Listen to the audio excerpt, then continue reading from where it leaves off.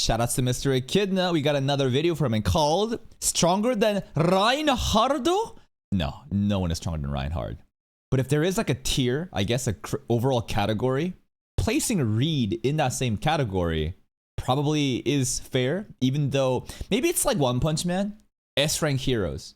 You know how they talk about even in S-rank or even in solo leveling, right? S-rank run hunters, there are gaps. There are clear fucking differences even within these categories. I'm thinking it's something like that. What up, weebs? This was easily one of the best episodes ever in ReZero. I can't. True. Yes, true. One of the best. Yes. No. Usually he just fucking glazes no matter what. But I think that this episode actually moved me. I think this was amazing. Top 10? Definitely top 20. Top 10? Probably. Top 5?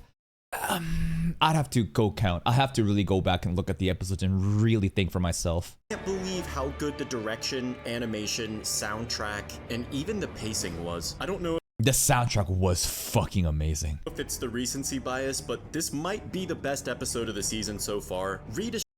I agree with that. I think that there's been other great episodes, but this truly was peak. Estrella was so fucking badass, and I also just really love Julius as a character now. When he said that this fight was all he has, he really meant it. This chapter of the novel explained it better, but basically at this point, Julius has nothing left except for this fight. Bro lost his name, his identity, his brother, his spirits, even Anastasia Stop zooming on his cock. Doesn't remember him anymore. And also, she's not even technically Anastasia anymore, which But remember, I think it's so cool that even if Anastasia doesn't remember Julius, the fact that she reacted and shot those guns, like, what was that? That felt very instinctive. Anastasia anymore, which reminds me, she kind of exposed herself this episode. Yeah, the real she was Anastasia spamming. can't use magic. And obviously Julius knows that. He's basically an anesthesiologist. So when she wakes up, he's gonna have some questions. Regardless, Julius is... There is a scene where Julius is confronting Anastasia in the trailers, I remember. So I guess that must be the reason of like, why is Julius turning his back on Anastasia? Well, there it is. Questions. Regardless, Julius is extremely down bad right now, and this fight with Reed is basically his only way to reestablish his identity. Yeah. So in a way, he really does have nothing left except for his sword. He has Subaru. He has his boyfriend. Also his sword now. Uh-oh. Well, his new sword. His old one broke, so I guess he lost that too. The craziest thing about Reed Estrella, though, is that he only practiced swordsmanship for 3 months. Before that means that he's a fucking bullshit character that is just gifted from the beginning. And honestly, like, listen, it's a cool flex, but like, you're an exception. That's not like impressive to me. You know what I mean? What's impressive to me are the average, slightly above average, that actually fucking grinds it out to get to that tier. If you're born like that, it's just kind of boring. I'm not like not acknowledging, you know, the power and like the prestige, but at the same time, it's just like the moment that you picked up a sword in 3 months, you're better than everyone in the world. So either everyone in the world just fucking sucks, or you're just so beyond busted that it's not even fair. 3 months. Before that, he would just piece people up with his hands, but after he started sword training, it only took him 3 months to surpass every other swordsman in history. Now, that was 400 years ago. Since then, maybe there could have been someone else who surpassed him, but I doubt it. Subaru... It'd be fun to know that like 400 years ago, it was like the Heian era, and people were better swordsmen back then than they are now. Thinks Reed is on the same tier as Reinhardt, and in terms of skill and swordsmanship, I don't even disagree. I actually think Reed might be a more talented swordsman than Reinhardt, but the difference is... Divine protections, the blessings. Reinhardt has a billion blessings that would just make a fight between them unfair, and I'm pretty sure the author said Reinhardt could solo the entire Sword Saint lineage even if they all attacked him at the same time. I think it was like age 6 or 7 when Reinhardt was already the strongest person in the entire world, and the 4 governments had... This scene was so funny. Who invited this kid, bro? Just pulled up to Julius's training session and fucked up Rickard's arm, and then this is the moment that he retired and became a politician, baby. Age 6 or 7 when Reinhardt was already the strongest person in the entire world, and the 4 governments had to make a law banning him from entering the Reinhardt law. Still though, Reed was probably the Reinhardt of his day, and they even hit And then the anti-news cut content that talk about Wallachia nation borders inviting Reinhard over. Remember, the Reinhard law had to be accounted for. Yeah, this is the episode 3 strike, right? It's as simple as just like striking down. Simple thing. But like, oh my god, bro. It's so epic. When he did that in episode 3 in season 1 to Elsa, I was like, Jesus. His day. And they even hit the same stance with their finishing attacks. I mean, the gap between Reed and Julius is insane, and Julius is supposed to be one of the strongest swordsmen alive other than Reinhardt. Yes, this was a nerfed version of Julius. He obviously isn't able to use his spirits anymore.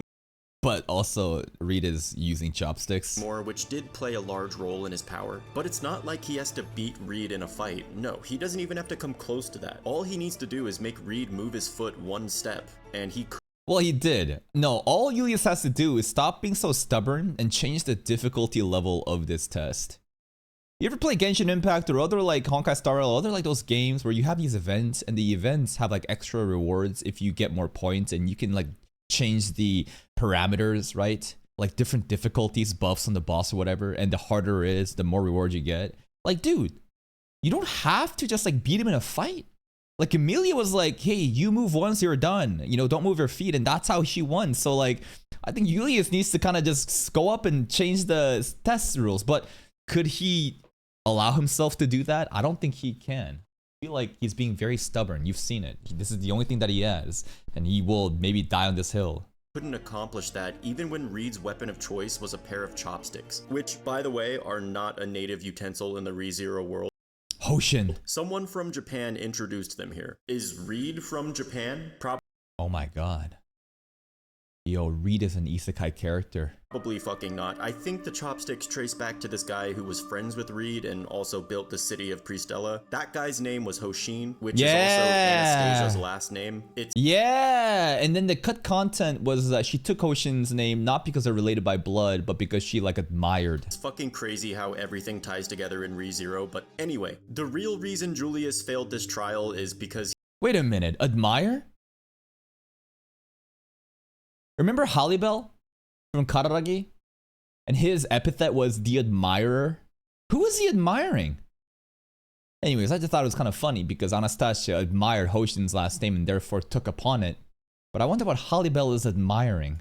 Ties together in ReZero, but anyway, the real reason Julius failed this trial is because he doesn't have boobs. Luckily, Emilia's season 3 buffs came in handy though and caught Reed off guard, allowing her to land a free hit. I'd love to watch— Whoa, not really though. It's not just because she had titties. You have to have titties and also have the sex ed knowledge of a prime, like a kindergartner, as a nun.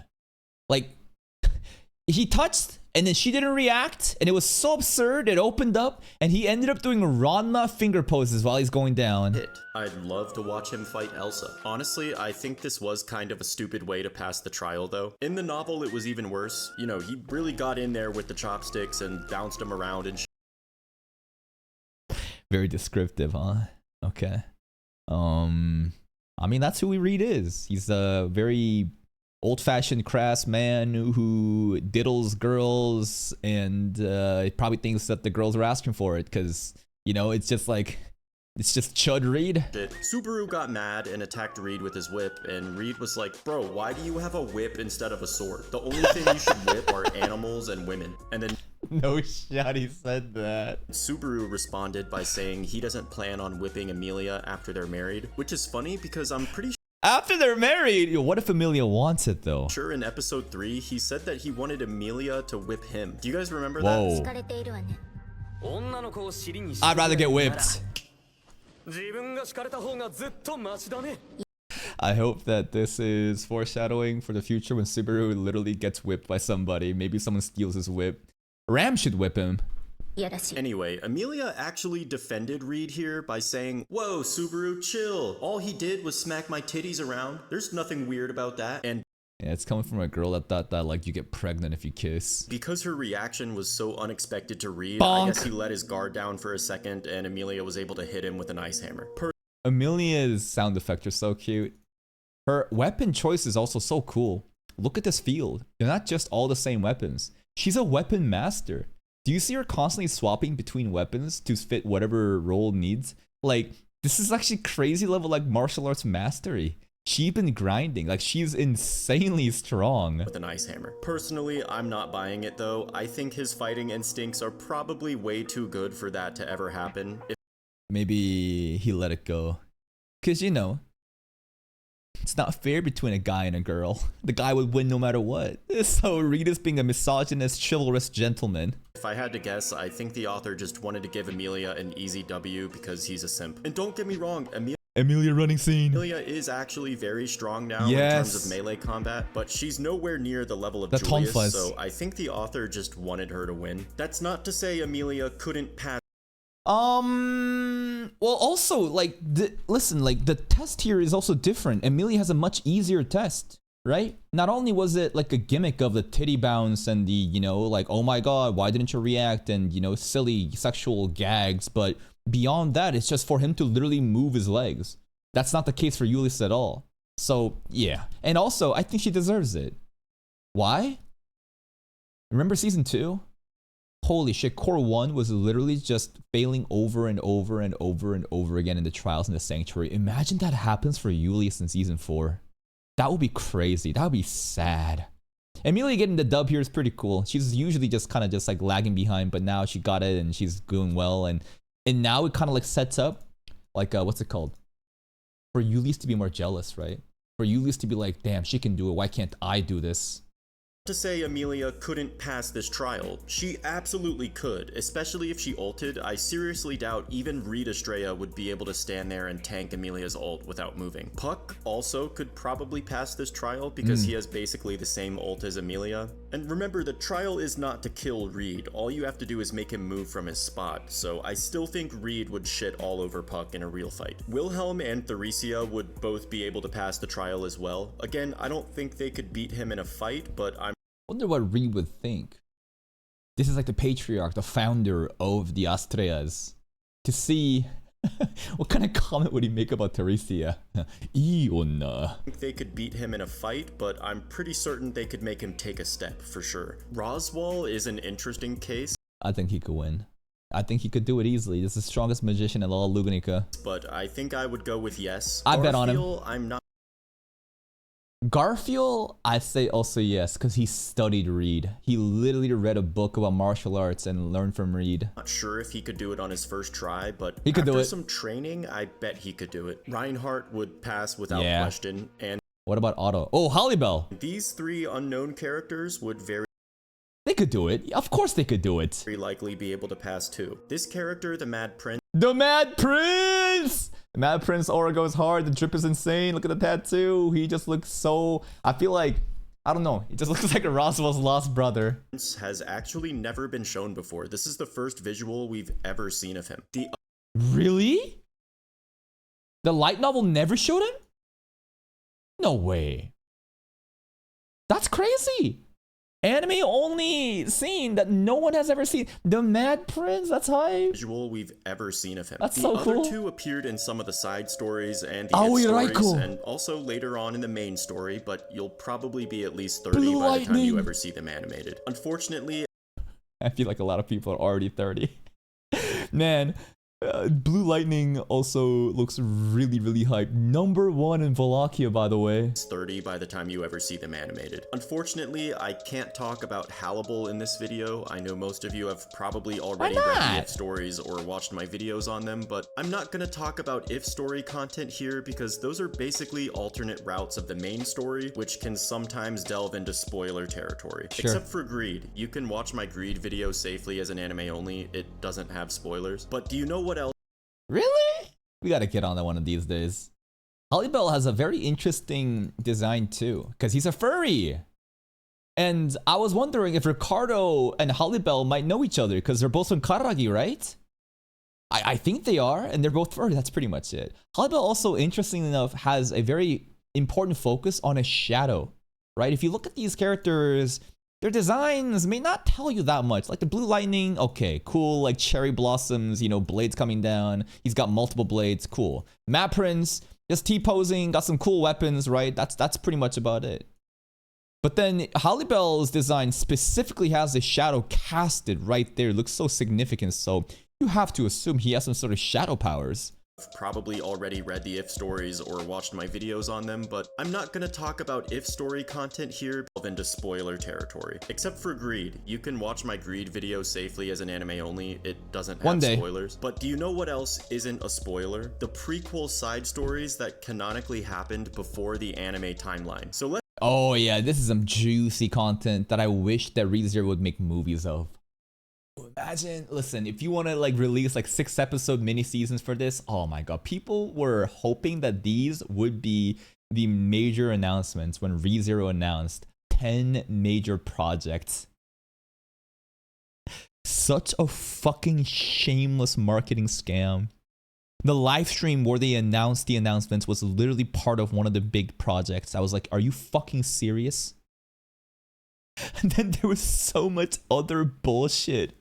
One of these days, though, it'd be so cool to get movie or, you know, special short seasons, OVAs. I want this. Prequel side stories that canonically happened before the anime timeline. So let's talk about Cecilus Blue Lightning, the first general of the Wallachia Empire. I did not expect to be able to talk about Cecilus this week, but here he is fighting Reinhard in one of the EX novels. I think this is probably when they visited Wallachia, right? And Julius also like defeated that Ballard guy.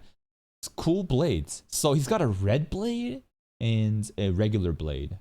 The red one definitely looks more interesting. So Nitoryu style. This week, Nitoryu style I think means two-hand sword style. That's basically saying ATM machine, which is you're saying machine twice. Nitoryu. But here he is fighting Reinhardt in one of the EX novels. I think this fight happened a couple months before Subaru got isekai'd, and yes, that is the dragon sword, unsheathed and fully circumcised. Reinhardt was able to draw his sword against Cecilus. He's worthy! And that got me wondering, because the dragon sword is named after Reed, is it literally Reed inside the sword and he's the one who chooses whether someone's a worthy opponent? Good question. How is the blade sentient and knows who's worthy or not? Notice how he doesn't give his name to Julius and just calls himself Dick Swinger? Maybe the dragon sword works the same way and Julius won't be considered a worthy opponent until Reed decides that he is. The dragon— What makes you worthy though? Because it's not like any sort of like training right now is going to make Julius stronger. It's a mental block. It's more like it's like a personal problem. Something about you're not even worthy to hold that blade right now. Julius is too focused and tunnel visioning on other stuff, and Reed is trying to make him realize that like he needs to, there's some sort of personal development, whether it be his identity being lost and trying so desperately to like cling on to it, whether or not, you know, he needs to drop all this shit and reinvent his own image. Like, I don't know what Reed's suggesting, but it's not gonna be like, hey, just physically train and you'll beat me. Nothing's gonna be like that. Reed decides that he is. The dragon sword was also said to have drank the blood of countless dragons, and some of the cut content dialogue that Rom was supposed to say was the lore about how that Rom was supposed to say. Dialogue that Rom was supposed to say. It's so crazy how there's still people defending his pronunciation of Ram in the YouTube comment section. It's not that big of a deal. But like, don't try to gaslight me on my fucking hearing. That is an O. Some people are like, no, he's saying Ram like 2 A's. Ram. No, that's a ROM. Here. Pronounce. Can I do this? Is there a YouTube like pronunciation? ROM. Pronunciation. I can't find it. Anyways, this is a no sound, bro. Remember. A. Ram. Ram. Rom. These vowels are very fucking different. In the Japanese, Ramu. Don't fucking tell me the dub. Okay. There is no fucking English dub? I don't give a fuck what English dub. English dub are retarded then. You don't even know what an O is. It's it's so simple. I don't know why people keep contesting this simple thing. It's literally simple kindergarten fucking vowels. Your ears are fucking closed! Say was the lore about how Reed killed countless dragons and even a witch, or witches. The way Japanese works, the word witch could have been singular or plural, so we don't really know, but the dragon part really makes me wonder about how exactly Reed is connected to this sword. But back— He killed a witch? Whoa. Who could it be? Definitely not Satala, because Satala was never officially killed. And Tifon was drowned. And Sekhmet was doing shit with the dragon. So right now, we're 4 out of 3. You know, possible. What was Echidna up to? Echidna was in Reed's party, though, in front of the tower. I feel like they're chilling, unless Echidna crashed out. I don't know. But let's just remove Echidna, too, because I feel like they were on friendly terms. Now we got 3 witches left. Between Lust, Wrath, and like basically like what's it called? Minerva, I'm pretty sure died through spikes, wasn't it? I feel like there was some sort of lore about Minerva and dying by like spikes and some sort of trap. I forget. It could be a completely different title where again, like there's like official categories as witches, but then there's like other things known as just the witch. Yeah. Like there was like the Sphinx witch that was involved. I forget exactly what it was. Some sort of, was it had to do with mind control? I feel like someone briefly mentioned, but anyways, there was a witch that wasn't officially like the 7 witches since. Exactly Reed is connected to this sword. But back to Cecilus and Reinhard. It's kind of crazy that I can talk about this in an anime-only video now, but Cecilus actually fought Julius and won, but Reinhard interrupted it and defeated Cecilus with 1 kick to the neck. After that, Cecilus... It's just not fair. It's just not fair, bro. A kick to the neck, it wasn't even a swordsmanship. Kept training and then challenged Reinhard to a rematch where Reinhard actually used his sword. And according to Cecilus, it was a draw, although he might be an unreliable narrator. His 2 swords, though, are... It was a draw? I doubt it. Nah, I doubt it. Nah, especially if it's coming from him, and Reinhardt's probably too nice to admit it. Are actually the Fiend Sword and the Dream Sword. 2 of the 10... His 2 swords, though, are actually the Fiend Sword and the Dream Sword. I'm gonna guess the red is the Fiend, and the other is the Dream. Fiend and Dream. 2 of the 10 swords of power, along with Reinhardt's Dragon Sword and Priscilla's Yang Sword. Yang, I'm yeah. not gonna say exactly what the swords do because I think Priscilla's Yang Sword is cooler. I don't care about what's powerful. I care about how it's summoned. The way that you draw it just fucking out of space. You just summon that. You just get that shit out of fucking pocket of space. Like, what? Because I don't remember if that was explained in the EX novel, but yeah. All you really need to know is that Cecilus is like that. Not really any... Yeah, probably super OP character that full power, full horn ram could beat. Was Cecilus mentioned by Tape when he made a list of characters that could soul the white whale? I like to use that chart as like power scaling sometimes for fun, because Ram can do it with the horn. Can Cecilus do it? I don't know. I don't remember his name being up there. Maybe it was up there. I didn't recognize it. That was explained in the EX novel. Wait. Nagatsuki Tape.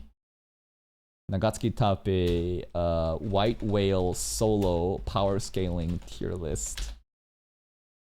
Where is it? Do I have it? These are from author's Q&A. It's just for fun.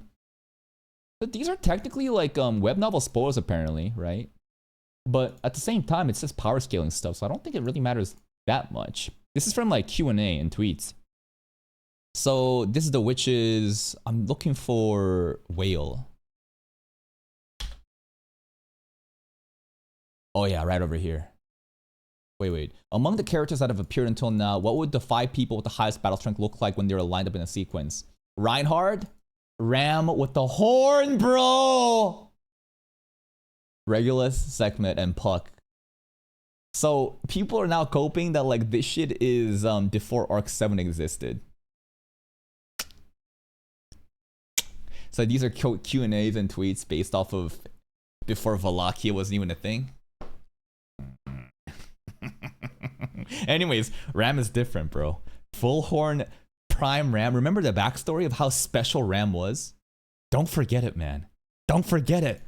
But yeah, all you really need to know is that Cecilus is like that. Not really any cut content this week other than the dialogue I talked about, but man, what an episode. The friend I think the cut content being Julius has only this to live for, I think was really sad and just kind of something I just realized. Because like you got to think from a perspective, everyone forgot about him and he probably feels like he has nothing to live for.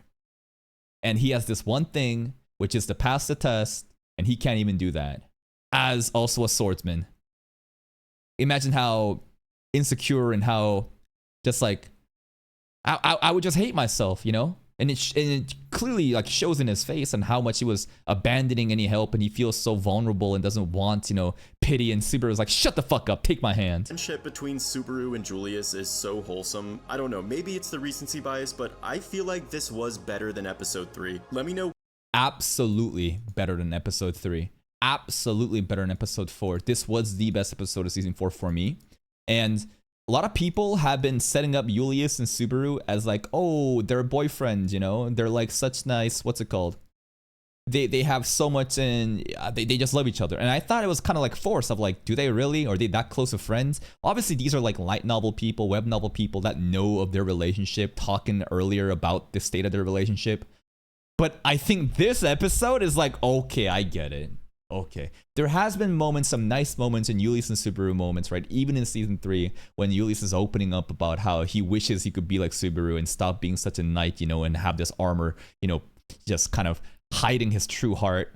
But like this episode, the way Subaru pulled up for Julius, I was like, okay, I see the brotherhood. This is actually like, okay, now it makes sense why they were setting it up.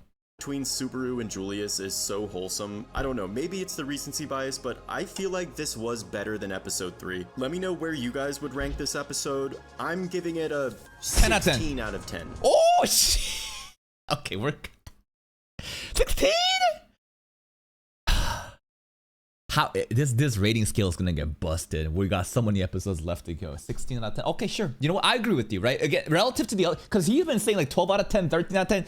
It has to be better. So I guess it's 16 out of 10. That's fucking crazy, though. I think it was an amazing episode. We've got some crazy plot twists coming soon, so make sure you subscribe so you don't miss these videos. Thank you guys for watching. I'm out for now. Thank you, Mr. Echidnut, for the summary and some other details that I wasn't, you know, realizing. The stuff that really appeals to me, though, is this, right? Oh, Reinhard, the strongest of Lugunica versus the strongest of Wallachia. But the strongest of Lugunica might be the strongest of this ReZero world. Really cool stuff, especially with the weapons, right? The Fiend Sword, the Dream Sword, the Yang Sword, the Dragon Sword. What other swords are there? I want to see them all. Anyways, please go check out Mr. Echidnut's channel. Link to the video right over here. Go sub to him and check out his other content, and I'll see you next time.